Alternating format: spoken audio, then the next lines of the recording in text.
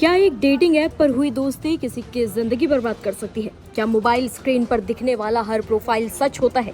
और क्या प्यार, दोस्ती या रिश्तों की तलाश में निकला कोई इंसान कुछ ही मिनटों में ब्लैकमेलिंग और हनी ट्रैप का शिकार बन सकता है? दरअसल गुजरात के सुरेंद्रनगर से सामने आया मामला इन्हीं सवालों को खड़ा करता है।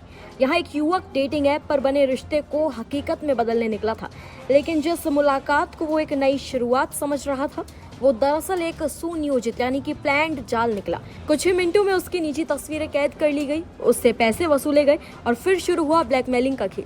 लेकिन इस कहानी का दूसरा पहलू ये है कि पीड़ित ने डरने के बजाय पुलिस का दरवाजा खटखटाया और पुलिस ने महज कुछ घंटों में पूरे गिरोह का पर्दाफाश कर दिया।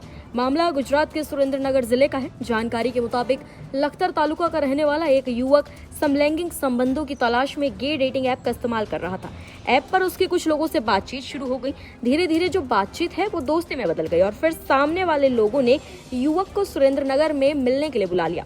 युवक को लगा वो किसी नॉर्मल मुलाकात या डेट के लिए जा रहा है, लेकिन उसे नहीं पता था कि स्क्रीन के पीछे बैठे लोग दोस्त नहीं बल्कि शातिर अपराधी हैं। मुलाकात के लिए युवक को सुरेंद्रनगर मेडिकल कॉलेज के पीछे स्थित एक सुनसान मकान पर बुलाया गया। जैसे ही वो वहां पहुंचता है, पूरा खेल उसके सामने खुल गया। कमरे में पहले से 7 लोग मौजूद थे। युवक को घेर लिया जाता है, उसके साथ मारपीट की जाती है और फिर उसे धमकाकर उसके पर्सनल फोटोज और वीडियो रिकॉर्ड कर लिए जाते हैं। इसके बाद आरोपियों ने सोशल मीडिया पर वीडियो वायरल करने की धमकी देकर उससे 31,000 रुपए नकद वसूल लिए। युवक को साफ चेतावनी दी गई कि अगर उसने किसी को बताया या पुलिस में शिकायत की तो उसकी पर्सनल फोटो और वीडियो पब्लिक कर दिए जाएंगे। आमतौर पर ऐसे मामलों में पीड़ित बदनामी के डर से चुप रह जाते हैं। यही वजह है कि हनी ट्रैप गैंग्स लंबे समय तक एक्टिव रह पाती हैं। लेकिन इस मामले में युवक ने जो है हिम्मत दिखाई और सीधे पुलिस के पास पहुंच गया। यही सवाल इस पूरे मामले का टर्निंग पॉइंट साबित हो गया। शिकायत मिलते ही Surendranagar city A division police हरकत में आई। जिले की सर्विलांस टीम ने तकनीकी निगरानी, मोबाइल लोकेशन ट्रैकिंग और खुफिया मुखबिरों की मदद से जांच शुरू की। कुछ ही घंटों में पुलिस आरोपियों तक पहुंच गई और पूरे गिरोह का भंडाफोड़ कर दिया। पुलिस ने इस मामले में 7 आरोपियों को गिरफ्तार किया है। इनमें साहिल चौहान, शक्ति बाजीपरा, भार्गव परमार, समीर कोडिया, फरदीन शेख, समीर दीवान और अंकित त्यागी शामिल हैं। पुलिस ने आरोपियों के कब्जे से वसूली गई रकम भी बरामद कर ली है। फिलहाल सभी आरोपियों से पूछताछ जारी है। जांच में सबसे चौंकाने वाली बात ये सामने आई है कि ये कोई पहली वारदात नहीं हो सकती। पुलिस के अनुसार गिरफ्तार आरोपियों में शामिल कई लोगों का आपराधिक इतिहास रहा है।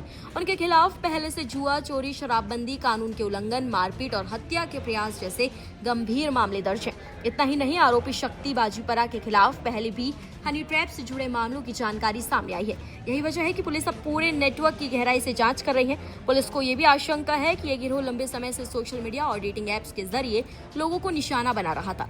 संभावना तो ये भी जताई जा रही है कि कई और लोग भी इस गैंग के शिकार हुए हों, लेकिन बदनामी के डर से सामने नहीं आए हों। इसीलिए पुलिस ने अपील की है कि अगर कोई भी व्यक्ति इस तरह के हनी ट्रैप, ऑनलाइन ब्लैकमेलिंग या डेटिंग ऐप फ्रॉड का शिकार हुआ है तो वो बिना डर के पुलिस से कांटेक्ट करे। दरअसल ये मामला केवल एक आपराधिक घटना नहीं है, बल्कि डिजिटल युग की एक बड़ी चेतावनी है।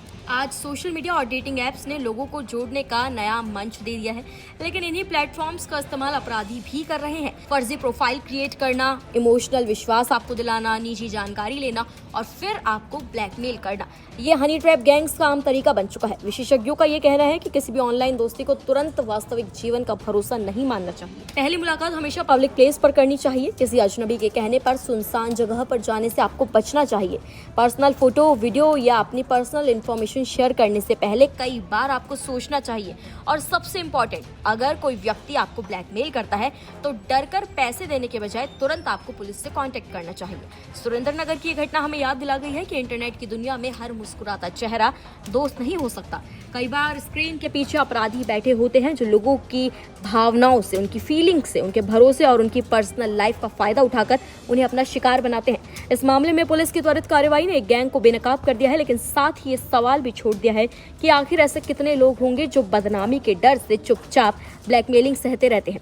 फिलहाल 7 आरोपी पुलिस की हिरासत में है। जांच जारी है और पुलिस इस नेटवर्क से जुड़े अन्य लोगों की तलाश कर रही है। लेकिन इस पूरे मामले का सबसे बड़ा सबक यही है कि डिजिटल दुनिया में भरोसा करने से पहले सतर्क रहना जरूरी है, जितना असल जिंदगी में किसी अजनबी पर विश्वास करने से पहले सावधान रहना। फिलहाल आप खबर पर क्या कुछ कहना चाहेंगे? कमेंट्स में हमें अपनी राय जरूर दें। निष्पक्ष मतलब न्यूज़ 24